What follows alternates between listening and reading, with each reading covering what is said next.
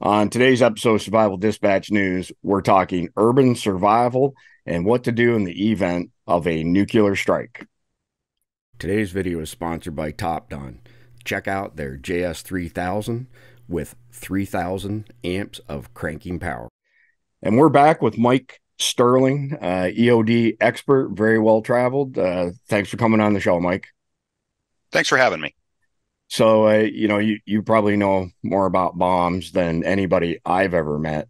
Could you give us your background? How did you get into, bomb disposal? And I know you're very well traveled around the world as well. So I was a combat engineer for my first 5 years in the Army, and then the big reduction in force was happening at the end of the Gulf War, or the first Gulf War, and I figured I had to find a gig, and I really like blowing stuff up. I didn't like getting shot at.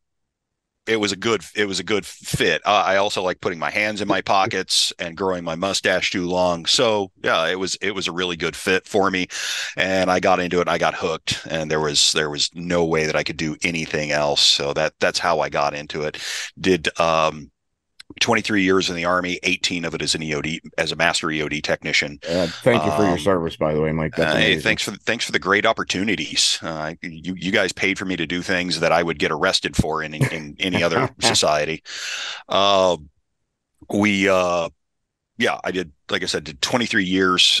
Did 2 years as a contract instructor. When I got out teaching forensic studies Interesting. for military EOD, and then after that, I went to work for ISSI. We're the oldest commercial bomb disposal company in the country, and now I'm the owner. So Good for you. yeah, so that's how that goes. I spent time while I was on active duty. I spent time as a member of the ERG. That's the Emergency Response Group. Used to be Okay. NEST a long time Gotcha. ago. So I used to have to go to Sandia Labs quite often, take courses, the like. I was also a technical escort specialist, so chemical and biological weapons, as well as radiological and nuclear Wow. devices were on there. When the war first started, I was one of the few EOD technicians out there that also had a certification as a forensic investigator. Interesting. So it's a very broad world. Everybody says, "Oh, bomb disposal, they just defuse bombs." Oh, there is so much to it. There really is. So, and it's just the road that I happen to go down. So, currently at ISSI, what does your company do, as far as services? So we perform a lot of professional services for various government agencies. Uh, we've got, of course, we do everything. Literally, I have a contract on one side doing cannonballs for the National Park Service, all the way over Okay. to we're going to be working with a major defense contractor on the replacement for the Minuteman missile systems Oh, wow. up in the Dakota. So we are literally doing cannonballs to nukes and everything in between. We do cleanup on sites, mostly for private folks, consulting, Okay. a lot of safety work, things like that, because they don't let you defuse bombs every day. And yeah, I mean, we do a lot of weird stuff out there. Just because it's a bad idea doesn't mean it's not going to be a good time. Uh, so I assume that some of the stuff you're doing is with law enforcement at various levels. Uh, Occasionally, I consult for law enforcement, Okay. but law enforcement has public safety bomb technicians, so they're allowed to handle IEDs, Okay. improvised explosive Yeah. devices, and commercial explosives. That is their entire mandate. We do also provide training services. Yeah, we do quite a bit of training services for. We've offered it for law enforcement. Not a lot of law enforcement pays for their training most of the time, but we've done a couple of really cool exercises, mostly from the red team side, Okay. and then but for the military. We're still well integrated with our active duty partners, and also National Guard partners, assisting with their training Okay. For the younger generations that don't have the depth of knowledge that we have for the pre global war on terror uh, studies. So safe to assume, between ISSI, working with the National Guard and other military branches, and 23 years in the Army, you've got some experience in urban centers, in theaters of war that are, all hell's breaking loose, Yeah, that sort of thing. I did two tours in Iraq, and the last tour was almost exclusively in the Baghdad region. Wow. So I don't like cities at all. If I can stay out of them, I will. Especially the 2008 Battle of Sadr City. I was my crew was there for that, and that was 6 weeks of no fun at all. Wow, I can only imagine. So, I mentioned to you before we started talking or recording this episode that we poll our audience pretty heavily, and we asked the audience, what they would like to know more on, and 54% of them came back and said they would like to have more coverage on urban survival. So it seems it's interesting because it's a good fit with your background, your education, your training, all those sort of things. So give me some of the basics, like when you were in that battle in Iraq and stuff that went on for 6 weeks.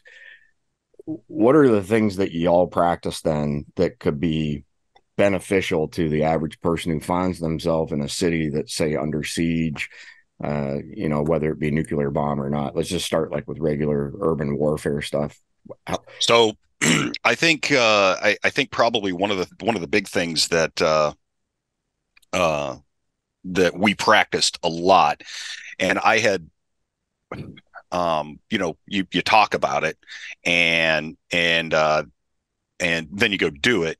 But and it was really pointed out by, I can't remember the gentleman's name, Selko, I think it is, who was in Sarajevo during the siege of Oh, Sarajevo. yeah. One of the big things that he talks about there is you stop walking in straight lines, running, anything like that, and you just start naturally bouncing from cover to cover to cover. Not concealment. I mean, if concealment's all you've got, but yeah, bouncing from cover to cover to cover naturally. And it's ridiculous because I still catch myself doing it today. Thank God my wife was in the Army as well. So she understands it. So, but yeah, cover to cover. Yeah, and you're just looking for your next cover. That and understanding, uh, getting your head wrapped around that third dimension of warfare. Most people are out left right, out left right with your scans. You start doing a lot of this. You start looking up a lot. Interesting. Yeah, you start looking up a lot. That, and I'll tell you what, for urban warfare, comms are the biggest thing. And of course, in any kind of an operation, any sort of operation, I don't care if you're on the tier one military side, or if you are just a couple that's trying to prep. Comms are key. And guess what's the absolute first thing that's going to fail on you each and every time? Right. Comms. So comms are a continuous piece of work. You if you don't have comms, you don't have anything.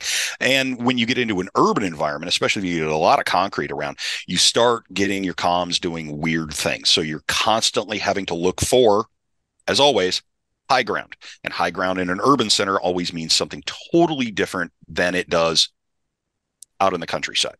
Yeah, that makes a lot of sense. And, maybe just to point out for the audience, I'm assuming that y'all had, military grade Harris radios that are Right. many, many thousands of dollars. Right. These aren't like say a consumer grade, Right. ham radio like this. Correct me if Yeah, I'm wrong, but aren't those Harrises that worth something like $10,000-$15,000 somewhere they're in that worth a range? lot. I know. And you know what? I'll tell you what. So I was using a 148 at the time, and the ability to be able to free cop is great if you can get the fill into it correctly. I had a great commo guy. I really, Nice. really did. He kept me up and running all the time. I don't know how to do it. It's over my head. But the big thing was, those systems also also work in the Blue Force tracker system, or whatever it's called these days, Yeah. the integrated system. So you're now putting out, um, you're putting yourself onto the map and everybody can see. Yeah. And there's a civilian component of that called ATAC, and which is absolutely awesome. It's a wonderful tool, especially for leaders in a technical environment like that. I know a lot of people I know use it for search and rescue use and the like. But boy, I'll tell you what, ATAC is great. Once you understand it, take some classes on it, understand how to use it. ATAC is great.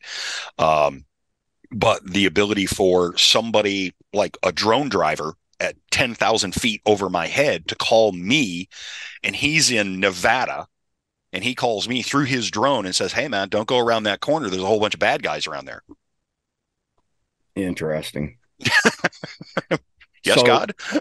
uh, so ATAC is something that your average consumer can get their hands on. Yeah. Wow, that's an ATAC. I'm assuming is the acronym. ATAC. Yep. Yeah, I'm going to There's look a, that up. That's really interesting. So yeah. essentially, triangulates your location based on Well, your no, what radar. it is it's a mapping system, Okay. and then you're putting your overlays of where people are and things like that onto that mapping system, and then every time I transmit, boop, it upgrades where I am on your system. Okay. So yeah, so it's a triangulation of where that handset is Mm. with a map Yep. overlay. Yeah, that's interesting that you can get consumer grade stuff. I got to look at Yep. that because what a great way of keeping track of whoever's on your team, your family, whatever the Mm-hmm. case may be. That's a Yep. phenomenal piece of advice, Mike. Yeah, Wow. it is wonderful kit right there. If you know Frosty from American Mill Sim, he is deep into that thing. That's really, I'm going to make a note of that. Don't mind me here. I don't have Alzheimer's, but I got some timers. Sometimes I remember, sometimes I forget. Yeah, So I have to write everything down or I lose it. So Frosty from Milsim. yeah, I'll put you in contact with him. Yeah, and I've got a bunch of TBIs, so 5 minutes from now, this conversation may have never happened in my head. Blown up a uh, time or two. yeah, I actually resemble that remark. Um, so taking it one step further, I mean, what kind of advice could you give to people? Uh, for example, we're a minute from nuclear war right now. All it takes is one lunatic, like Kim Jong Un in North Korea to let off one nuke. I heard somebody, I don't know if it was a week before, it doesn't matter, but somebody said if they heard the words tactical nuke one more time, that their head was going to spin off because there's nothing tactical about nukes. One goes off, they all go off. So, Actually, actually on that, so if you look at Russian and Soviet military doctrine, they actually segregate their nukes into a tactical versus strategic no kidding. methodology. So they actually have some very small sub-kiloton nuclear weapons, and it's still, I mean, going all the way back into the 50s and 60s, it's still part of their uh, their concept of battle to use those things. And they do not understand the concept that the West has of this huge taboo of absolutely no nuclear weapons at all. They don't understand it. And you're talking something, sub-kiloton, something that's going to wipe out, say, 10 square blocks of a Okay. city, right? That's it. Limited pulse, everything like that. So yeah, I mean that's still on their list of cards, and they don't understand why we're all freaked out about that. They really don't. Um, and nuclear weapons are not. It's not the end all. Okay, it's not gonna. You pop one, they're all not necessarily going to fly. Good to know. Okay, not necessarily. Um, and I presume you read that article that I wrote about North Korea. I did. Yeah. The biggest problem that, say, North Korea has, they can launch it. The big problem is they can't get a very big warhead on the platforms that they have. Miniaturization, everybody talks Okay. about, there's this and there's that. And the big common denominator that determines whether a nuclear power is a nuclear power is miniaturization. any idiot can make a nuke. All Okay. right. If you've got a 40-foot container to cram it into. Interesting. Okay. Yeah. Throw a little lead lining on it, and there's your nuclear container. Okay. But if you want to put it at the end of a missile, you got to miniaturize, and miniaturization is difficult. There's a whole lot of extra physics that goes into that. There's a lot of extra technology. Now we worked miniaturization heavily because, well, some of the paperclip boys that we got out of Deutschland in the 40s, they were big on miniaturization. They understood what was going on. The Nazis understood this long before we did. And between we got miniaturization and we got targeting information, work out of those guys. The Russians got bigger weapons, information out of their paperclip guys. So our weapons significantly more accurate. All right. But miniaturization is key. If you can't get it small, you can't put it on the end of a missile. You can't. Or you got to have a bigger missile, and then it's still going to fly a lot slower. It's got to go a long ways. I mean, you're talking all the way across the Pacific. What are we talking about? 8,000 miles, Right. something like that. Yeah. That is a long way to go, especially if it's getting shot at as soon as it lifts off. It's getting shot at from Japan. It's getting shot at from Guam. It's getting shot at by the Navy, right? Once it hits apogee up top, now we've got stuff like ground-based interceptor, which, and the GBI system is absolutely outstanding. It's shooting stuff. I mean, it's capable of hitting stuff all the way up at its apogee, which is exo atmospheric. Okay. So once it's, I mean, even when it's outside the atmosphere, doesn't matter. That system still shoot at it. And then it's coming down, and it's getting even more stuff shot at it the entire time that it's coming down. So one, you got to get it to fly, which the North Koreans have been having problems with, right? Right. And then you got to get it through all that, all those interceptors, and then it's got to work after coming into the atmosphere. And re-entering the Earth's atmosphere is not a happy environment to begin with. So honestly, I look at the North Koreans and I go, yeah, no. I mean, probably the biggest thing that the North Koreans are going to be able to shove over here might be a 100 kiloton device, and that's nothing to have problems with, but it's not very, it's on the scale of nuclear weapons, it's not really big. And really, what are they going to shoot it at? The only thing that they can hit with their current lift platforms right now is pretty much that slice of the Pacific Northwest from Portland up to the Washington-Idaho border. Interesting. Yeah. So how would that compare strength-wise to Little Boy, World War II in Japan? So Fat Man, was it Fat Man that was the first one? I thought it was Little Boy or Little Man or something, but I could be wrong. Anyway, those two devices were approximately, and this is all guesstimate because nobody really honestly knows. Okay. Somewhere around 13 to 20 kilotons. Okay. Yeah. Not big, but still it's gonna make a hell of a mess. And you can't, it's difficult to compare. You see the photos from Hiroshima and Nagasaki, and it's difficult to compare striking one of those cities with a nuclear weapon versus striking a modern city built out of a lot of brick and ferroconcrete. Okay. For what it's going to do. Of course, it flattened those cities because, well, they're made out of wood and paper. That's interesting. Yeah. So I appreciate the education. Learn something new every day. I had no idea that the Russians had, tactical nukes and strategies behind that and whatnot. Right. So, other than don't be at ground zero, Yeah.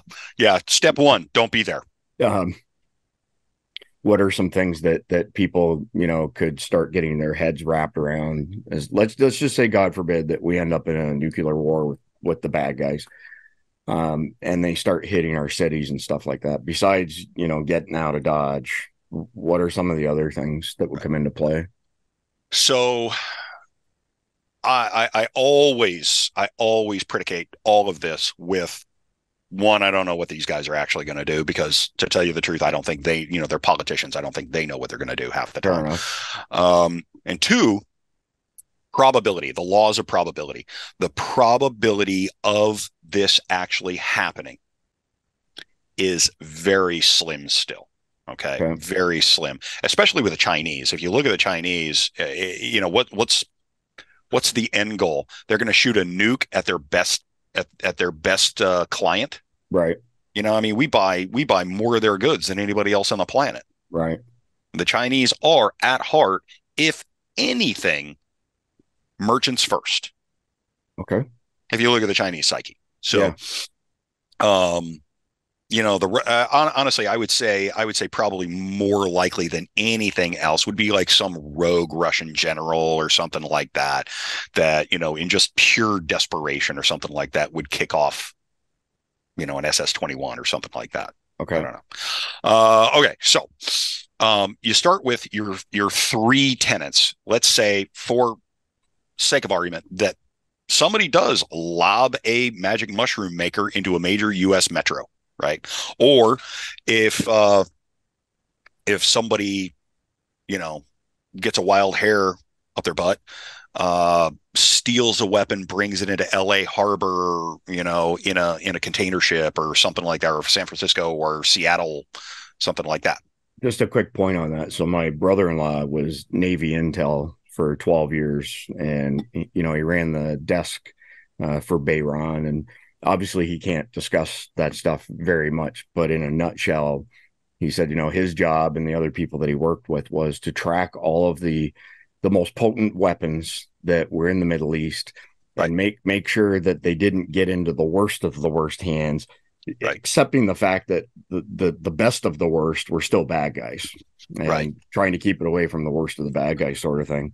Yeah. So, counter proliferation in the 90s was, yeah, that was a world right there when everything had come apart in Russia, and all the nukes were up for play. So you got a third world country that is coming apart at the seams like a cheap Vietnamese suit, and right, and there's nukes in play. Yeah, and that was a problem all the way up until probably about 2010 timeframe. That was always a question.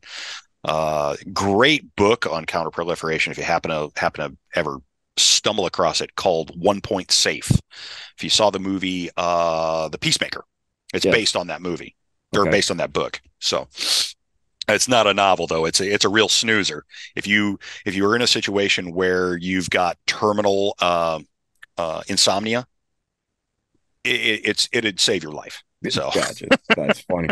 So you mentioned there were like three basic things, right? So the three tenets of nuclear safety or radiological safety, okay, and it's the three pillars: time, distance, shielding. Right? TDS, okay, all day, every day. So let's start with distance. Of course, the first rule: don't be there when it happens. Yeah. Right. Or get as much distance between you and it as you can. So the deal with distance and distance is key.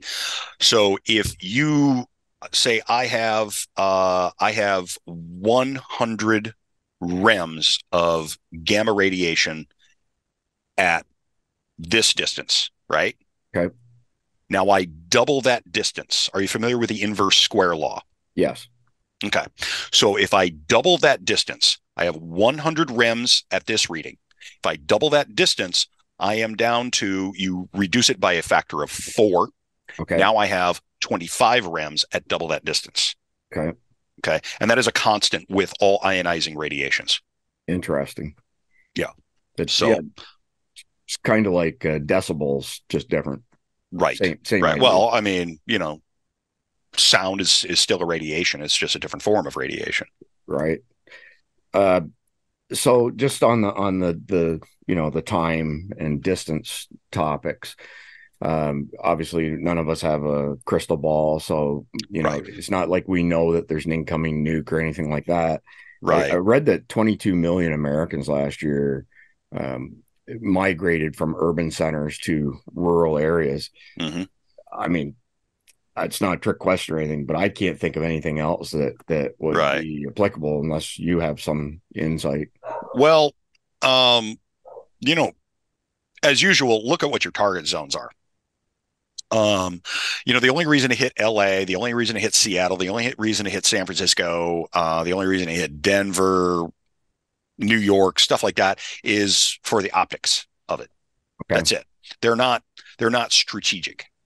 Now, granted, those West Coast, a lot of those the coastal cities, they've got big ports. All right.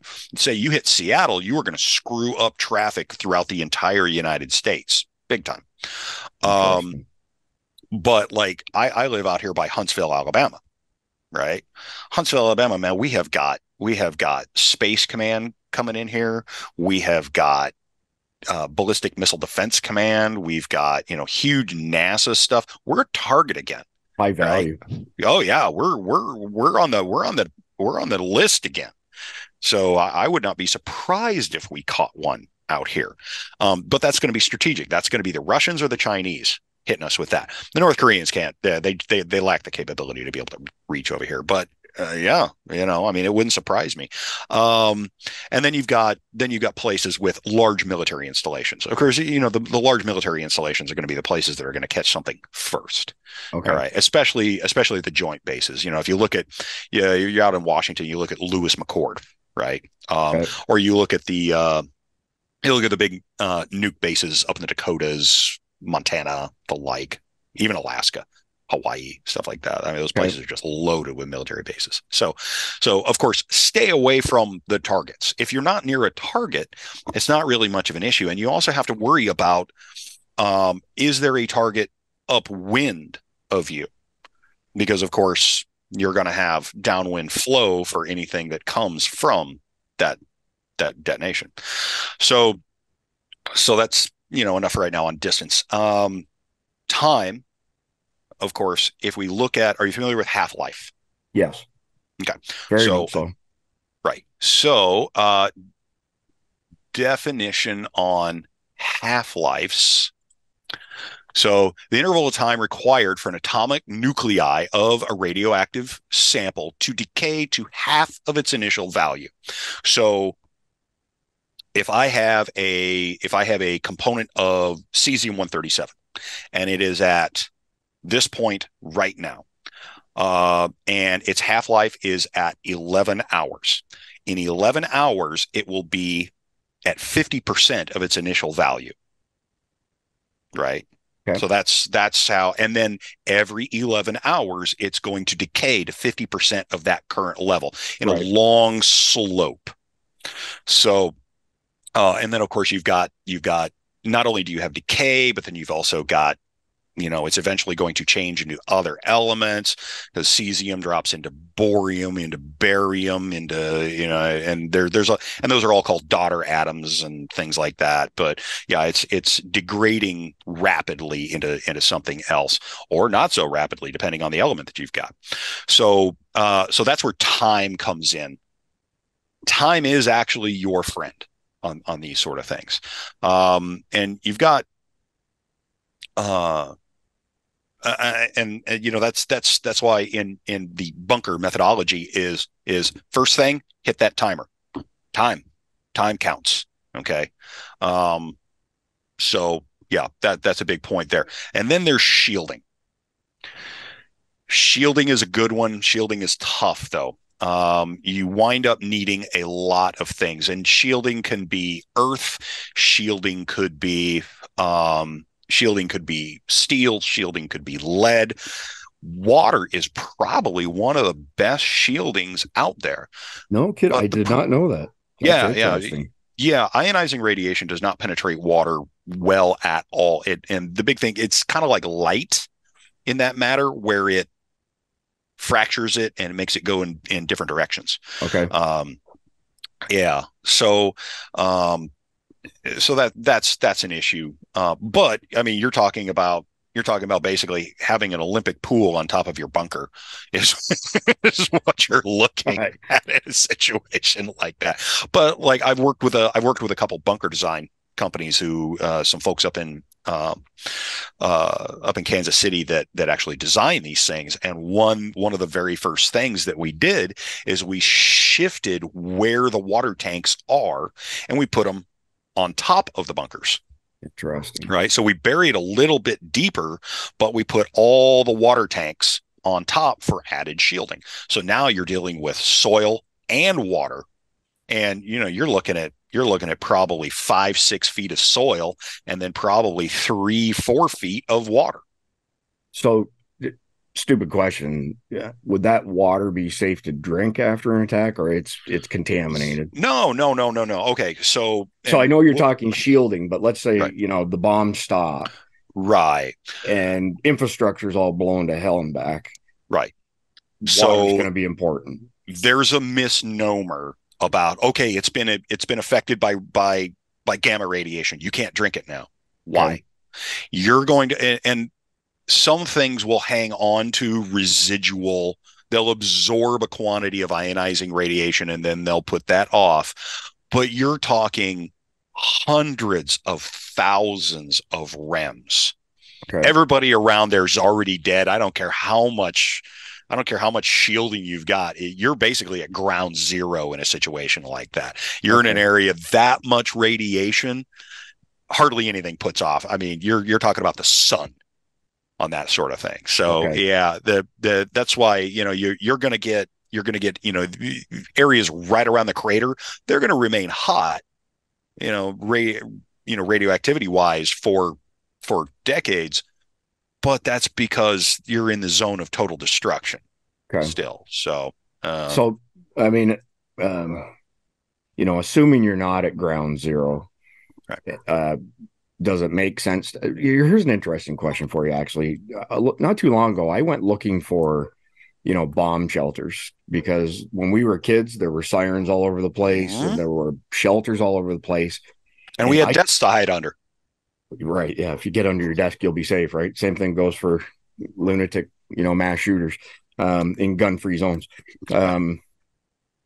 Do we have any shelters left? Because I could not find anything as far as the state of Florida or Georgia was concerned, which is where my wife and I live and go back and forth.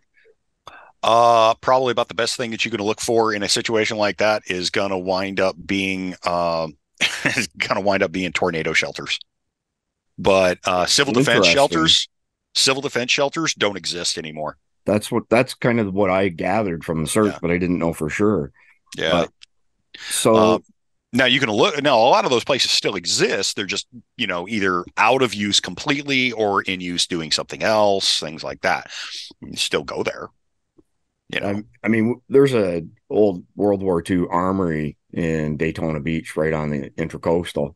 And it's covered up in dirt and soil and everything. It's old, looks like a Quonset hut, right? It's like a half round deal. Yeah, igloos. It's the closest thing that I've seen to what we had when we were kids.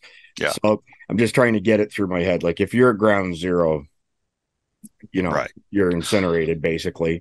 The next thing, if you don't have a shelter, just not too far away, the next best thing, I'm guessing, is to take iodine supplements so that your thyroid doesn't soak that up. Okay, now that's when we start getting into, and the course that I teach on this is actually it's actually in 4 parts, and the bare bones minimum, that's I'm skimming the top of this whole thing, just slicing the edge of the onion here. Okay. The basic course that I teach on this is 6 hours long, and that's just for basic rad safety and understanding the concepts of all of this. But we get into PPE and a quick primer on PPE and everything like that. So so the big thing now that you have to understand and recognize is that there's 2 essential types of hazard coming off of radioactive hazard coming off of this. First is ionizing radiation. Now, ionizing radiation is a beam. Okay. We're talking about gamma, we're talking about X-ray, and we're talking about neutron radiation. Okay. Now that pulse is going to take 60 to 90 seconds, and then it's gone. It's never going to exist again. Well, you have a primary phase and you have a secondary phase.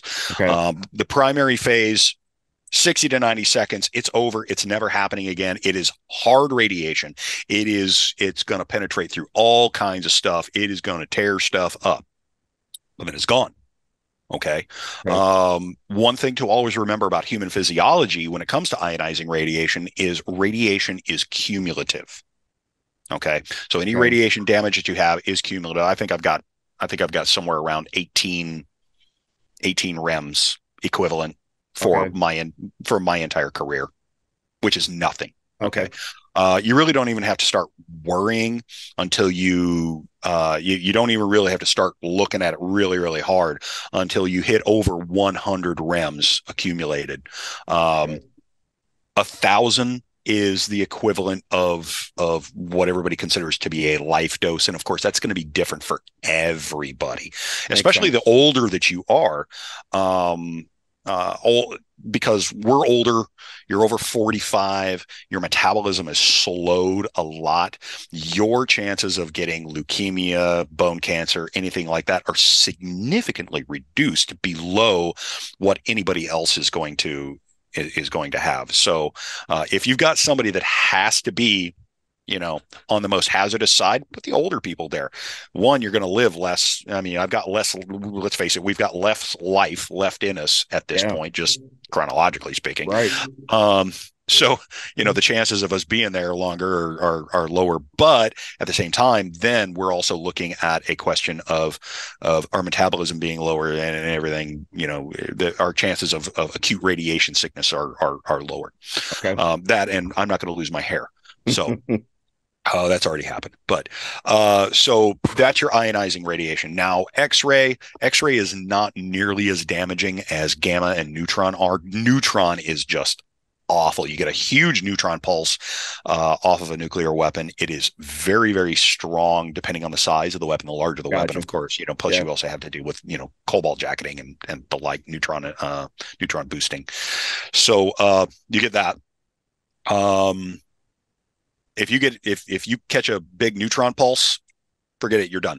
Okay. You hear a lot of the guys, you read a lot of analogies out of the stuff from the testing from the 50s, and also the event where they were tickling the dragon's tail in New Mexico back in the 40s when they had those two clamshells of plutonium smacked Right. together and everybody saw a blue flash. Everybody that was there, they saw a blue flash. Well, there's Okay. actually no blue flash. All cameras have tried to record it, everything like that. It actually doesn't happen, but it's the neutron pulses going in and basically burning out your optic nerve or a portion of your optic nerve. Wow. Okay. Yeah. So yeah, you see that, forget it. May as well enjoy yourself for the next 24 hours. That's about all you got. Man, that's 24 to 48 hours, you're done. Okay. But shielding slows down neutron pulses significantly. Okay. Gamma will travel a lot further through a lot further things because it moves slower than the neutron. okay. So it's going to basically bore its way through a lot more stuff, but you can still get out of it. Okay.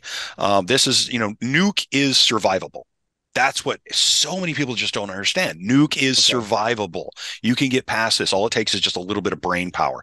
Get yourself into, if you can get yourself into a stairwell or into the center of a building, even into like, for shielding purposes, if you can get yourself like into into an open elevator inside of the center core of a large concrete building, Okay. man, you've got a ton of shielding on you at that point. You Okay. really do. Don't let the doors close, of course, Yeah. because then you're stuck. If you've never had to pry your way out of an elevator before, you're going to learn today. Um, Well, provide, I competed for years on the national powerlifting team, and we were at a meet in Reno, Nevada years ago, and I was competing 275 at the time, and I was the smallest guy who got on this elevator. There were five other guys that were all super heavy, so that's over 308 pounds. And I can't remember what the weight limit was on that elevator, but we weren't inside of it for 10 seconds and it broke. And thank God we was on the first floor, but the whole thing, snapped and we hit the springs below that. And then we were trapped, the door was about this much room. when you open it up to get to the floor. Yeah. So And you were the yeah, only one small enough that was going to be able to squeeze out that hole. at 275. Yep. Okay, so that's your ionizing radiations. Okay. That's your beams.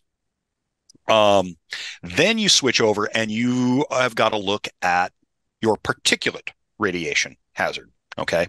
Now particulate radiation is an actual physical piece of material. Now, a lot of the time that is a component that has been, and this is commonly termed fallout. Okay. Um, and what you're looking at is you've got a couple of primaries. You've got cesium-137, you've got strontium-90, and those are the primaries that come off of a weapon itself. Now, what you were talking about, taking Iodine. your potassium iodine pills, that is a prophylactic to protect you against radioactive iodine, which is iodine 131, 132, 34, 35. That is a fission byproduct. Okay. A nuclear weapon actually puts off incredibly small quantities of that. No kidding. Okay. The Okay. primary place that you get a lot of radioactive iodine from is a fated giant event like Chernobyl, where you're dealing with a meltdown. Okay. Situation.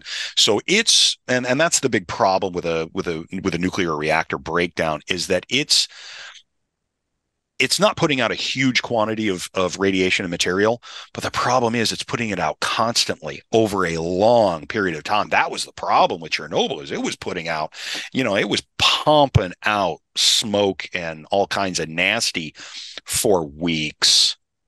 And that downrange plume just gets bigger and bigger and bigger, and it's pushing it out all over the place. So the prophylaxis of potassium iodide, what that does is that fills your thyroid with a iodine that is that your system can actually metabolize. Right. Iodine 127. Right. Iodine 127. So the 131, 32, 35, the like, can't find any space in there, so it just goes through your system. Okay. One thing to always remember is that it's a course for, what is it, 2 weeks, 14 days, something like that, I think it is. Yeah, I mean, the recommendation is to have a month's worth, but it's typically 2 weeks. Right. So that's your course, twice a day for 10, 14 days, the like. But you also need to look at, once you're done with that course, you got to give your thyroid a break. I want to say it's like 10 days between courses, something like that. Right. Check with a medical provider. Don't stick with Right. me on that one. But yeah, there's supposed to be a break between courses on that, or you will wind up with, your thyroid being this big and, looking like a goiter, and Right. yeah, that's not good. So that's where that's where your potassium iodide comes in. So now let's look at, say cesium-137. Cesium-137, primarily, that's your big one. That is what everybody's going to call alpha contamination. Okay. Alpha contamination is approximately, it's about the same size as talcum powder in size. Okay. Now, alpha contamination cannot penetrate your skin. It's putting off very, very low quantities of X-ray radiation, but it is breaking down so fast, and I mean really fast. It's breaking down so fast that first say 11 hours, that's where you hear the concept of crackle and dust. Yeah. Well, yeah, it's actually producing a lot of static electricity around it, things like that. Now, so you've got two cesium-137s. You've got regular cesium-137. It's got a half-life of 30 years. Okay.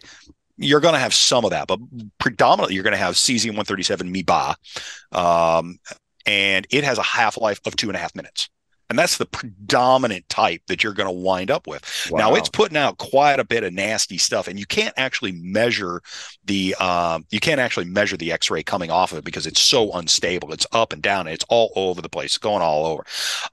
But what you can do, and it's measured in counts, you have to have a totally separate monitor for that. You have to have an alpha contamination monitor to be able to measure that. Okay. So I've got a Geiger counter Good for you. Okay. Geiger counters or Geiger Mueller tubes, whichever, those are built specifically to measure ionizing radiation. Um, don't think that you need to go get a neutron monitor, because I'm here to tell you they have a default setting of going to whatever point on their needle that it goes to and just staying there, because then the people that come along, a couple days later and pick up the meter right next to your corpse go, oh yeah, this guy pulled 10,000 counts or 10,000, sievers, whichever, right off the bat. Yeah. Yeah, no wonder he died. Yeah. So, yeah, so don't even worry about a neutron monitor. So you've got a gamma monitor. You can get an X-ray monitor, but they're difficult. They're expensive. It's unnecessary. Honestly, I stick with multi-option monitors. I mean, professionally, because of what we do, we've got our systems, and they're multi-option. I can do alpha, I can do gamma, I can do I can do beta, the like. I can do all kinds of fun stuff with the same monitor, and it's self-calibrating. That's the big key. But your alpha contamination is going to break down very, very quickly. Okay. It floats on the wind. Once you achieve approximately 10,000 counts, it's going to basically hang in a fog. There's actually a practice room out in Albuquerque at the Department of Energy facility where they've got a high alpha contamination room. You walk into it and it's like walking in fog, but it's like 30,000 counts of alpha contamination in the room. And that's bad. So how is the alpha going to actually affect you? If it gets on your skin, who cares? It's not going to do anything to you. Okay. It's talcum powder. You wipe the stuff off. It's not a problem. The only way that it's going to affect you is if you breathe it, right? You're getting it into your mucous membranes that way. If you eat it, that's why there's no eating in these environments. And then if it happens to get into your eyes, once again, it's entering through your mucous membranes, it's entering through open cuts, anything like that. Okay. And of course, if you just survived a nuclear blast, you may have a lot of glass cuts, and you're getting a bunch of that stuff into your system. But like I said, until you hit with alpha, until you really hit, I think the OSHA point is 5,000 counts, which is significant. OSHA doesn't even recommend that you need to mask until you hit like 500 counts. Okay. The military, we were usually at the 1,000 counts mark, Okay. But yeah. So, and it just depends on what you're dealing with in that kind of a situation. I'm going through my notes here before we wrap up. So, if you're in an urban center and it's being attacked, let's say it's conventional warfare, it's not nuclear, get in the habit of moving cover to cover. Make sure that you're looking up as well as, laterally, which is, we talk situational awareness all the time. Right. Comms are really important. We're going to look into that ATAC stuff. I'd really like to talk to Frosty at Milsim. And then if we take a bad situation and we make it worse and introduce a nuclear element, right. If there's a tornado shelter close by, that's probably a good place to get. Otherwise, better than nothing. Large building. Yeah, basements are beautiful places, provided the building doesn't come down on you. Right. And then, you talk, time, distance, and shielding. So that half-life, the more time you've got on your hands, the better. Getting far away, especially from high value targets like military installations. Mm-hmm. And shielding, whether it be, earth, steel, land, or lead, water, those sort of things. Having some iodine on hand, having a mask, like a tactical mask that's got eye cover as well as breathing. Yeah, a full face mask is a great thing in these sort of things, just for respiratory hazards. I mean, even if with all the pulverized concrete in an environment like that. So sorry there, Mike. That's just my alarm reminder that I've got to get to another meeting. No problem. I'm going to take all of your notes. I'm going to put them down below in the description for everybody. So I got a favor to ask, and if we can make it happen, that's great. If not, that's okay as well. If there's any way that we could get you and Frosty on Survival Dispatch News at the same time, we have a huge interest amongst our followers with regards to communications and ham radios and all that stuff.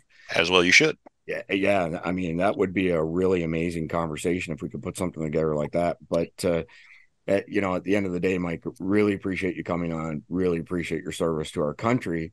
Look forward to speaking with you some more in the future. That 6-hour course sounds really interesting. I'd like to discuss that with you offline. Oh, it's a drudge. It's so painful. Well, I think that kind of depends on, where your knowledge base is. But right. So here's my next meeting. Grace has just jumped in here, Mike. So I'm going to wrap this one up. And like I said, thank you once again for everything, and stay in touch. We'll talk to you soon, Mike. Hey, stay safe out there, kids. Hey guys, today's video is brought to you by Top Don. Now, everybody needs to carry a jump box in their vehicle. This is more than just a jump box. This is a 3,000 peak amp jump starting tool and power bank. Now, it will support vehicles with 12-volt batteries up to 9-liter gas engines and 7-liter diesel engines. It's capable of 45 jump starts on one single charge. As always, we'll have a link below so you can check it out. And a big thanks to Top Don and Jump Surge 3000.